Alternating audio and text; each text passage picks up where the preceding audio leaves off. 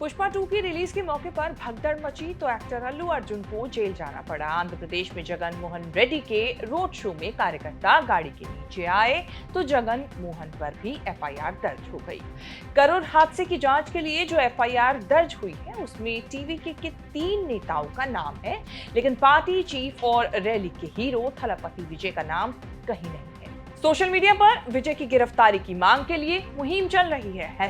#Arrest विजय trend कर रहा है। पोस्टर लगे हैं जिसमें आरोप लगे हैं कि विजय के हाथ खून से रंगे हैं। करूर की रैली में वो हुआ जो थलपति की राजनीति को टेक ऑफ होते ही पंचर लगाने के लिए काफी है। राजनीति तो यही है कि करूर हादसे के बाद सब मिलकर विजय को टांग देते, लेकिन हो रहा है एकदम उलट। विजय जिनसे राजनीतिक लड़ाई लड़ रहे हैं उनमें से कोई भी विजय पर कीचड़ नहीं उछाल रहा है, बल्कि हादसे के शिकार लोगों के साथ साथ विजय से भी सहानुभूति जता रहे हैं। हो सकता है ये अच्छी राजनीति भी हो, लेकिन ये अच्छी राजनीति से कहीं ज्यादा थलपति विजय के संभावित धमाकेदार डेब्यू से जुड़ा है। राहुल गांधी ने विजय से फोन पर बात करके हादसे का दर्द बांटा, ये जानते हुए भी कि विजय डीएमके कांग्रेस को हराने के लिए पूरा जोर लगाए हुए हैं। राहुल और विजय की कभी कोई पर्सनल केमिस्ट्री रही नहीं, इसकी कोई जानकारी नहीं है।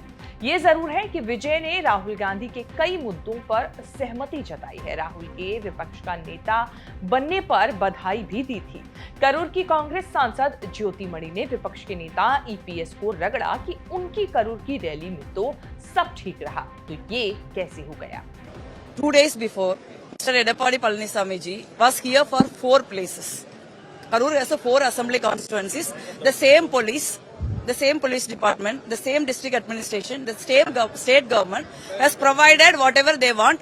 They have conducted 48 hours before this. AIADMK has conducted the 2 days, 4 meetings. Nothing has happened. So this is very unfortunate from the leader of opposition from the Tamil Nadu Assembly to indulge in a political mudslinging over the dead bodies. I really feel sorry about this.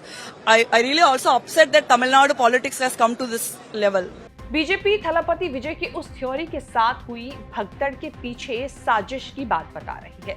विजय की party Madras high court में CBI जांच की मांग को लेकर पहुंची है। करूर हादसे की सीबीआई जैसी जांच होगी या नहीं ये हाईकोर्ट तय करेगा। तब तक तमिलनाडु सरकार ने हादसे की जांच के लिए मद्रास हाईकोर्ट की जज जस्टिस अरुणा जगदीशन की अध्यक्षता में 1 मेंबर जांच कमीशन बनाया है।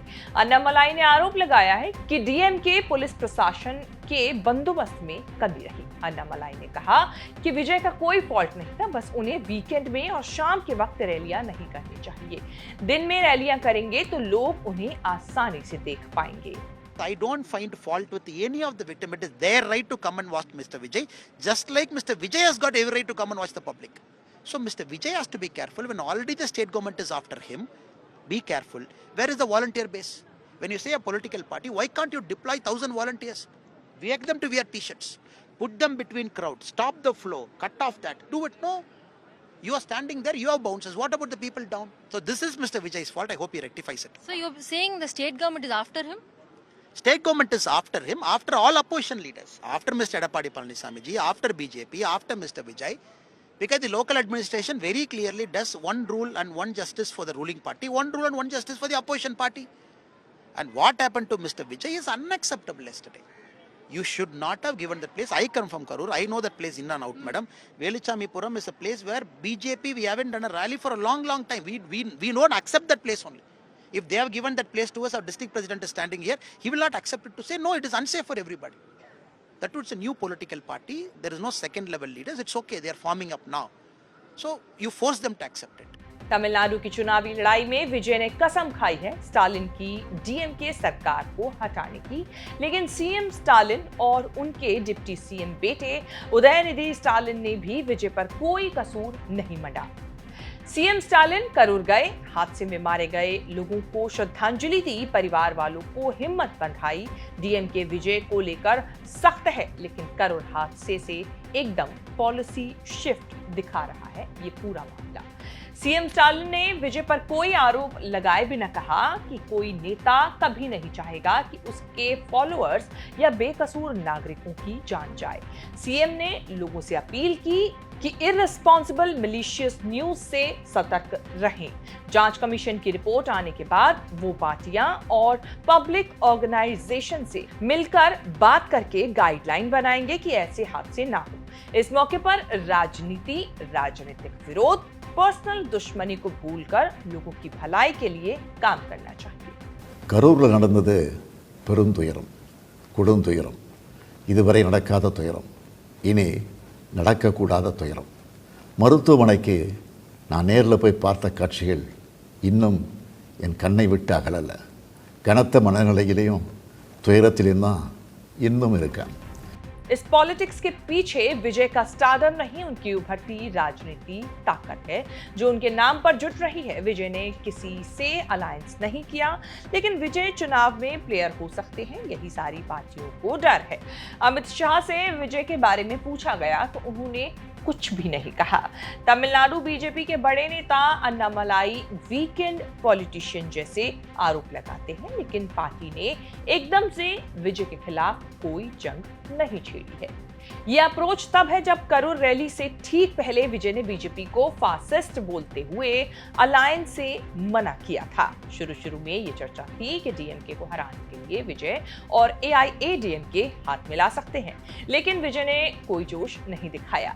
ईपीएस के पास कोई और चारा नहीं बचा तो उन्होंने बीजेपी से अलायंस कर लिया, ये जानते हुए भी अलायंस नेचुरल नहीं है। ईपीएस ने कुछ वक्त पहले एआईएडीएमके कैडर को हिदायत दी थी कि विजय के खिलाफ ज्यादा क्रांतिकारी होने की जरूरत नहीं है।